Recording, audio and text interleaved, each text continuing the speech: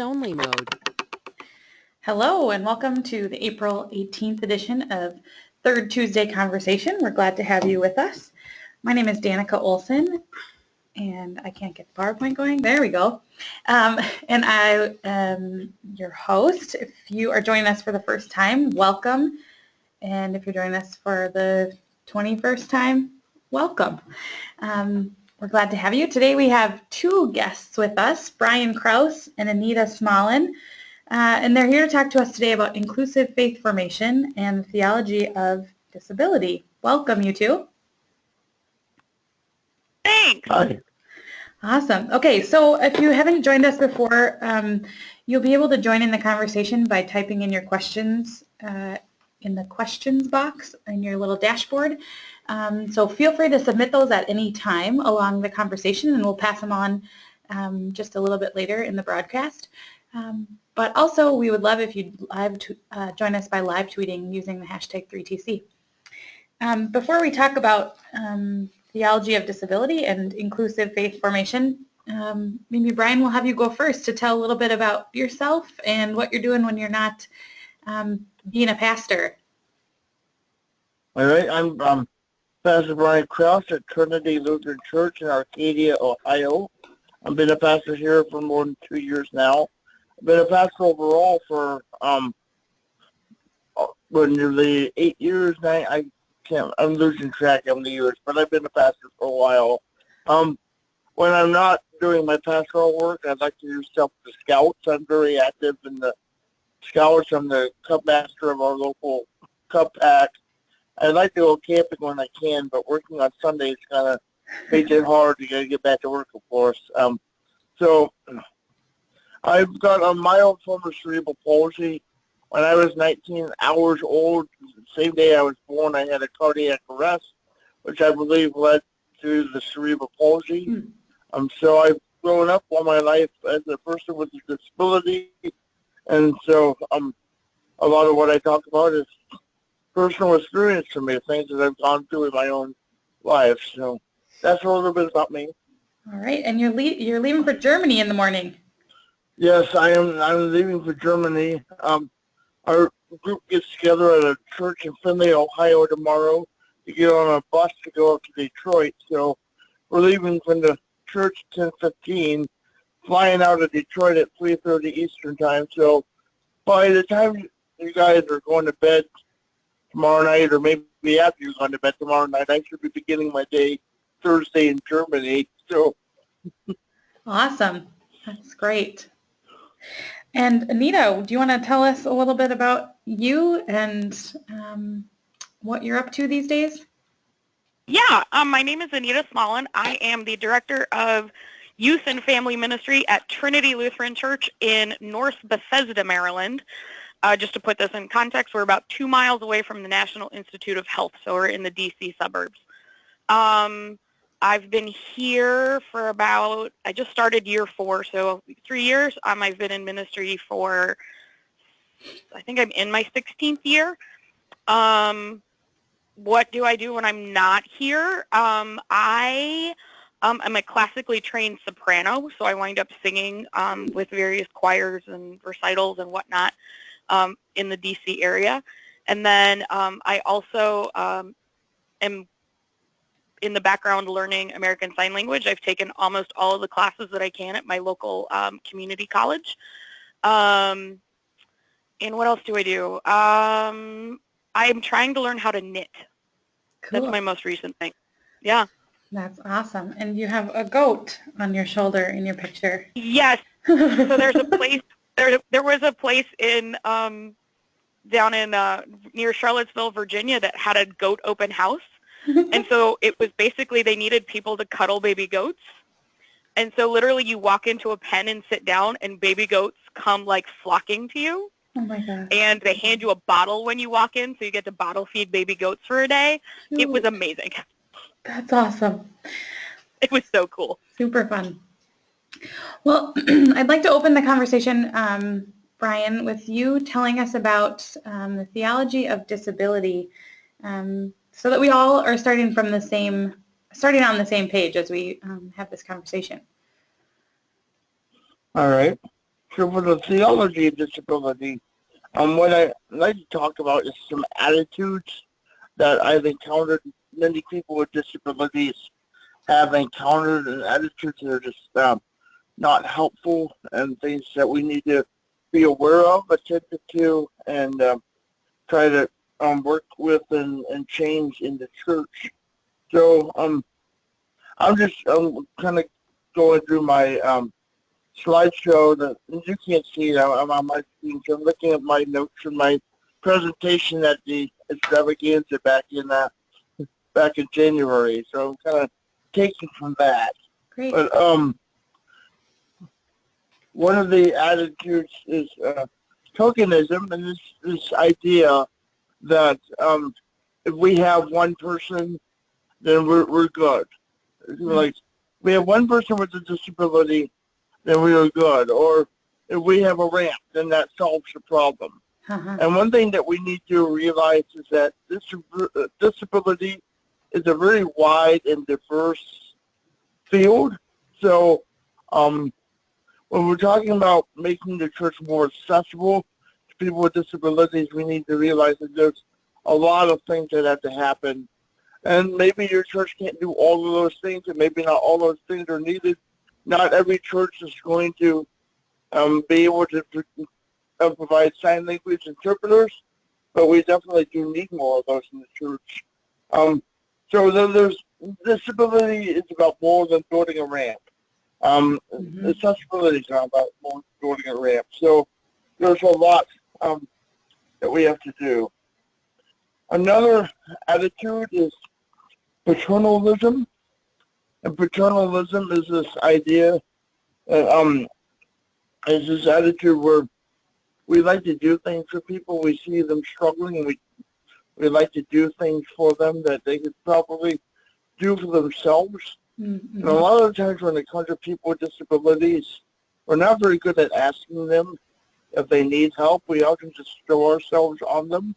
So when I was young, I could walk fine. But often when I went places with people, they'd say, stay here, I'll go get the car and drive around to pick you up. Nobody really asked me if I needed to be picked up or if I could walk through the parking lot out to the car. They just kind of made an assumption about me because of the way I walk. So we got to be mindful of that, yeah, I've got an awkward gait, but it doesn't mean that I can't walk.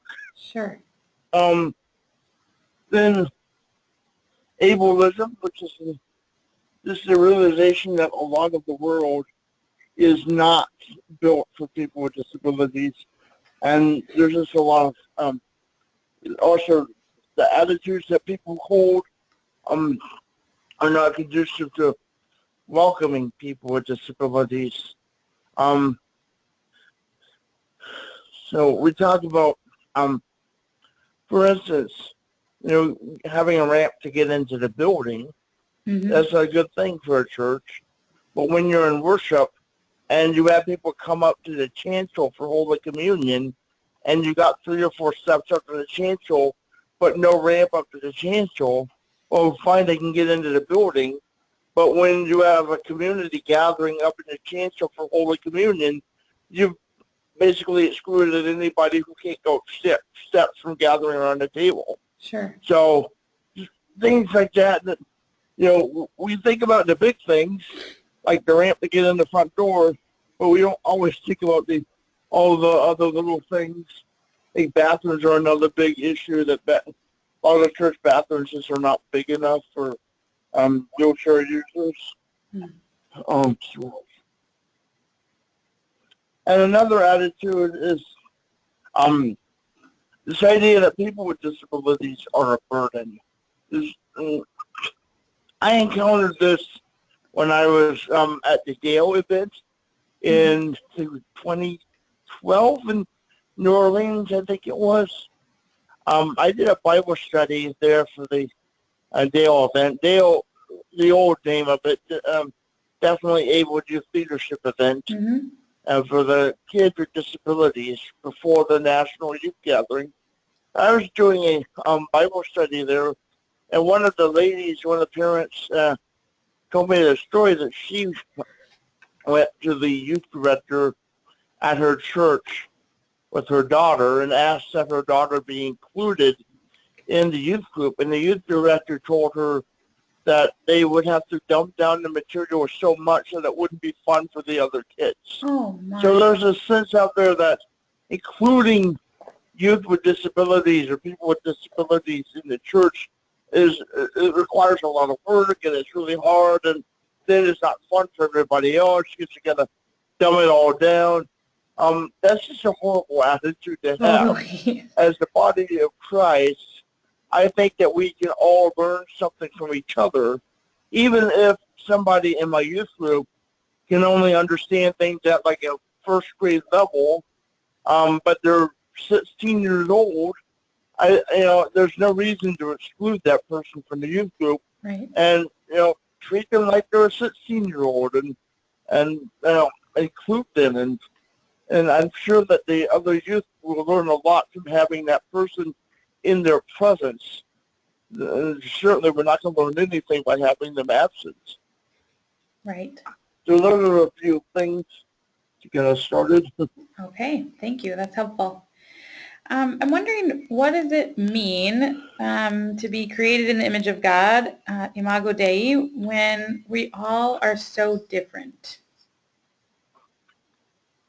Sure, that is a very big question, and it's one that I've struggled with too. What does that mean, image of God? It is such a broad term. It's kind of hard to figure out what that text is speaking to. But when you look at other passages in the Bible, and especially like 1 John, it says that God is love. So if God is love, if that is the definition of God, then I think perhaps that should play into our understanding of the image of God, so that the image of God then becomes our ability to love one another, our ability to be loved, our ability to be in relationship with one another, which I think, everybody with a disability has the same capacity to love and be loved and be in a relationship with other people. Mm-hmm. So, we think about God as Father, Son, and Holy Spirit, the three in one. We think about the interconnectedness there. So I think all of that, think about what is the image of God? Well, it's not physical because God is spirit. That's what Jesus says, the woman at the well in John 4. So it has to be something else. So the best I can come up with is our ability to be connected to one another and our ability to love and be loved by one another. Cool. Thank you. Super helpful to lay the groundwork before we jump in with Anita, talking about some practical pieces of this. What does all this look like in practice? Yeah, so there's a lot of things that kind of need to happen to be an inclusive faith formation community. And one of those huge pieces is relationship. Anecdotal experience leads me to the fact that many of our families with kids with disabilities have been told that they are too much of a burden, similar to what Brian was saying. Most of these families are told that they are not wanted because they are a burden. Mm-hmm. There are many cases, and if you're interested in this, do a Google search of, there's a couple of cases where kids with autism have been kicked out of congregations, and one to the point where there was actually a restraining order against the family to the church building. Yeah. So many of our families either have this idea that churches don't want us because of these cases in the news, or have been actually told that they are not welcome because they the church expresses that they are a burden. And so, yeah, relationship. Get to know the youth. And one of the key pieces, I think, to this is let the youth be the expert of whatever is going on. And especially, a lot of times in schools, kids with disabilities are talked about while they're still sitting in the room, and they're not asked directly what they want or what works best for them. So let the youth be the expert. We're in a great position where we can do that. So let the youth be empowered. Get to know the parents and the families. This will be a different discussion for a different time, but a lot of the parents and guardians of youth with disabilities are going through their own struggles of depression and stuff like that. Families with kids with disabilities have a pretty high rate of divorce. The parents do. Mm-hmm. And so just be willing to be that ear and take them out for coffee and things like that, but get to know the parents as well as the youth. And then once you start making sure that these families and these kids feel very welcome, start having those conversations of, what's the best way for your kid to be here? They are welcome. We just need to know how we need to change. And then acknowledge to the parent and to the kid, the youth, that conversations might get awkward. Some of our friends, we need to have a conversation about toilet procedures. And sometimes that can be awkward. And I've seen many cases where parents, as soon as you acknowledge that awkward, the parents relax a little bit because they know that you're ready to have those conversations that might be a little tough.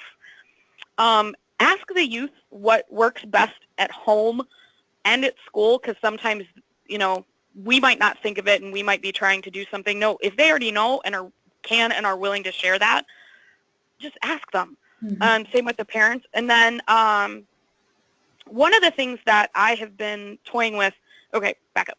There's a thing called an IEP process. An IEP is an individualized education plan. This is something that schools go through with youth or students and their families and all of their teachers, where they kind of gather and come up with a plan for what the goals are and things like that for the youth for the school year. With that being said, what does an individualized faith formation plan look like? Kind of as a way to guide that conversation for a church. Well, one of the things that I've been working on lately has been writing an individualized faith formation plan for churches to use. And so I have assembled one, and I'm going to kind of rattle it off really quick. With that being said, if anybody wants to workshop this for me or wants a copy of it, please, oh, please, oh, please contact me, and I will get it to you so that you can workshop it. The only deal is you then have to email me back and tell me what worked and what didn't. Okay? Glad we had this talk. What my process is that you assemble a team of VIPs. So the youth is at the center, but then we're talking about, maybe a council member or two, godparents, parents, Sunday school teachers, whoever are the important adults for that youth. And then we start the meeting with the baptismal promises that are both the parents made for the youth, but also what those congregational baptismal promises are of supporting the youth and stuff like that, because that's huge. Regardless, I don't think there's an expiration zone, if you will, of if me at Trinity, makes those baptismal promises for a youth that's at my Trinity in Maryland, and then this youth moves to Brian's Trinity in Ohio. I think that it transfers. I think all those congregational promises transfer from one congregation to another. So then make a covenant where the youth, establish some kind of ground rules, whether it's confidentiality of how far the information goes, but also establish that the youth is the expert. Talk about first-person language, so instead of saying an autistic kid, a kid with autism, a deaf kid, a kid who is deaf, that kind of language. And then acknowledge that there's potential for some awkward conversation that's going to happen. And then the next step that I've set up is kind of a spiritual gift inventory, whether that is survey-based or story-based, or however you want to do spiritual gift inventories. But talk about the giftedness of the child, or the youth, because regardless of any form of disability, the child is a child of God and is gifted first. So establish that, and then have an honest conversation about what are the things that are going really well in Sunday school, in church, in youth group, wherever, and then what are the things that need to change, and then what is the timeline for when those things can and should change. And then also identify places in the identify places in the church where the youth it would be a great leader. Mm-hmm. Whether that is, decorating bulletin covers or being an usher, being a greeter, whatever is helpful in your congregation. And then the last thing is, when's the next time we're going to go over this plan again? Okay. Yeah. Cool. I love it. Judy says she's ready to try it. So Judy, when their contact information comes up in a couple of slides, you just shoot Anita an email and she'll send it to you. How about that? If it's Judy, yes, Judy Hangen is on my list. Judy Cooper. Yes, Judy Cooper. Yep. Perfect. Yep. All right. She's my neighbor. Oh, sweet. Okay, so before we jump to people's questions and keep them coming, one more thing is I think that there's a myth out there that people assume that being accessible to all takes millions of dollars. And thinking about the wide range of accessibility and what that means, could you say a little bit about, I know the conversation that we've had is that no, in fact, it does not take millions of dollars. It might take way less than you think. So you want to talk a little bit more about the adaptive things? Yeah, it's conversation and relationship is key, because sometimes some of our friends with sensory issues, sometimes it's as simple as lighting. Some of our folks can't handle being in a space with fluorescent lighting. So, if that happens to be the case, I'll run to your closest IKEA or Goodwill or whatever and buy a heck of a lot of lights, a lot of lamps and stuff like that, and use incandescent light bulbs. Sometimes the walls or flooring is too busy. Like, how some tiles have the dots and stuff like that, where I think it's supposed to hide dirt. Sometimes, having too much on the walls or too much on the floor is just shocking to somebody who has a sensory disorder dealing with things they see. So sometimes it's as simple as taking down the wall decor. And, in our churches, I know in my church we can't rip up the flooring because of asbestos, but we could easily go down the street to get the largest remnant possible of a solid color carpet and put that down over the flooring in the youth room. Mm-hmm. There's things like that. Smells. Maybe the candle that you light as part of your tradition for starting youth group has a distinctive, like, vanilla smell. I know some of mine are. Sometimes it's as simple as going out and getting a new candle that is unscented. Mm-hmm. And then sometimes our friends who have sensory disorders sensory processing issues, sometimes they need things like fidgets. And fidgets, in fact, I've been playing with one right now. Mm-hmm. Fidgets are those kind of little things that people can leave in their pockets or in their hands that are really unobtrusive. On Facebook, I see a lot of those ones that are in the cube, mm-hmm. Fidget cube. Those super expensive ones? The price is coming down. The what? The super expensive ones? Yeah, the super expensive one. The price is coming down because it's getting to be a little more widespread. Okay. But if you go on Amazon and type in fidgets, you can find some really affordable pocket-sized fidgets that, you can get 12 of them for $10. Yeah. Where it's not breaking the bank of where one fidget is $30. Yeah. I have ones that people have fidgets that look like those. Forgive me for saying this, but the Chinese finger torture from when we were kids, where you like put your two fingers in and like you can't get them out. Yep. It looks like that, except the ends are sewn together. Yeah. And there's a marble in the center, mm-hmm. so you can play with the marble a little bit. So yeah, there's a lot. Yes, pipe cleaners. The one I have right now in my hand is a Slinky party favor sized one, where you can get like 24 of them for $5. Mm-hmm. So there things like fidgets are they can be affordable. You don't have to think of just the fidget cube. Sure. And then there's also some other the things when we're talking about activities. It's super. On Amazon you can get adaptive scissors. For our friends who can't cut as easy. You can get adaptive scissors. Depending on the type of scissor, it's usually between $5 and $10 per scissor. Mm-hmm. If you're on Zulily, which is that website where I think you can buy things up to like 2 days, like when it goes on the website, you can buy it real cheap. On Zulily right now, you can get a set of 8 adaptive scissors for $40 right now. Yeah, so there's things like that. And then also adaptive crayons, markers, and pencils, so the bigger barrels and stuff like that. Again, on Amazon, they're pretty affordable. And then sometimes we need to take into consideration our fine motor activities, whether that's a game with, you have to use small movements with your fingers, or crafts. I know that some of our VBS moms really like those intricate crafts. And so sometimes we might have to, take a step back from that and say, hey, we're not doing that. That's not going to be welcoming for everybody. And then activities that depend on sight and that depend on sound, because some of our friends who have either have low hearing or low vision might not be able to fully participate as well. For example, our friends who are blind can't participate in a lot of Easter egg hunts.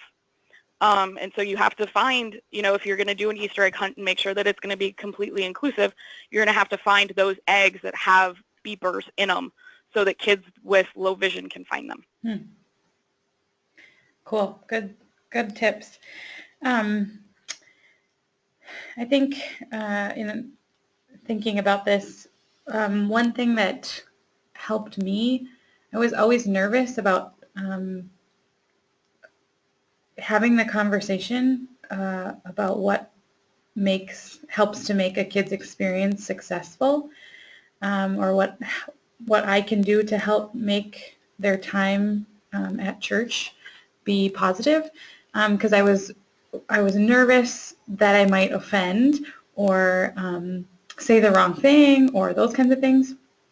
And you had mentioned talking about talking to the parents about what works best and those kinds of things. But I have even invited people to share the IEPs with me, so that I can set my volunteers up to succeed, but also to make sure that kid, we have one student right now who has an auditory sensitivity, and he can't be in the room with someone who's chewing gum. Like, it just sends him off the rails. And so it's so easy to say, spit your gum out at the door. Yep. And then it allows him to be fully able to participate. But some small things, like I played a game with Skittles one day. Well, Skittles and gum are not far from one another. Nope. in the way of chewing. And so I learned quickly that was a not acceptable activity to do with him there. And I was, I apologized to him and to his mom.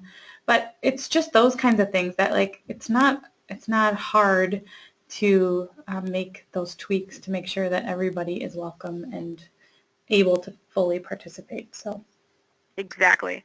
And there is, and I realize we're approaching time, and I realize that a lot of the stuff that I've talked about has come from the reactionary side of things, in that my congregation doesn't have, or my building doesn't have space for, let's say a sensory room, or the super specialized kind of stuff. But if somebody comes in the door, we have a plan of at least how to act, of how do we respond to somebody coming in the door. Yeah. Being proactive, that's a different conversation for a different time. Yeah. But important. Absolutely. Hey, we are getting to the end of our time. People have gotten sent in lots of information or lots of suggestions about fidgets that they've used, so thanks for throwing those in. One of the questions we didn't get to, but I think is important, is, and I didn't put this up here, so sorry, that was too late. Wondering if you can say anything quickly about resources for churches. Does the ELCA have anything about inclusive ministry practices? Are you guys developing curriculum? I know you talked about the IFP. Yeah. Anything you can share so we can put in our toolbox? Yeah. Brian, did you want to share a couple of your resources?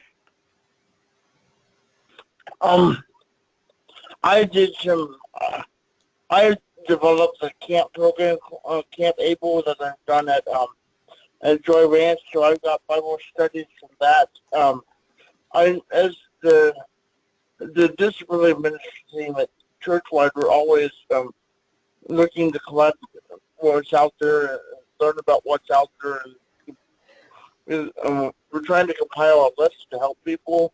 Yeah. So if you're looking for things, Churchwide would be a good place to contact, because we are working to get that resource list put together and have as much stuff on it as possible.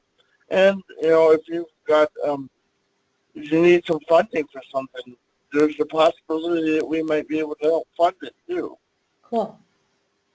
Yeah, there is. I was just going to say, can we contact you, Brian, for any resource ideas you might have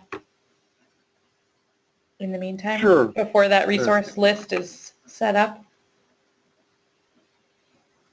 And Sure. I am. You can contact me. You can contact me, and if I don't know, then I might direct you to somebody else for sure. Perfect. Yeah, and I am slowly putting some stuff on to Martin's list. Great. For others to use as well. Awesome. Janelle it's just... a slow process. I apologize. Okay. Janelle just put in the question box that she hosts a website for the ELCA with disability links. ministrylinks.online/disability-ministry.html. We'll try to get that link either up on the Facebook page or somewhere on the 3TC. We'll get that link to you somehow. How about that? Well, thank you so much, you two. There's so much to talk about. I know we only scratched the surface, but we're grateful for the ways that you are at work in the world and are helping us to all be better about being inclusive to all God's children. So thank you so much for joining us today. We have a deep archive of Third Tuesday conversations. So if you like what you heard and you want to hear more and see other topics that have been done, head to elcaymnet.org/3TC archive. And if you have a suggestion for a topic, we'd love to hear it, 3TC@elcaymnet.org as well. So thanks so much for joining us. We hope that you'll join us for our conversation in May, and happy Easter.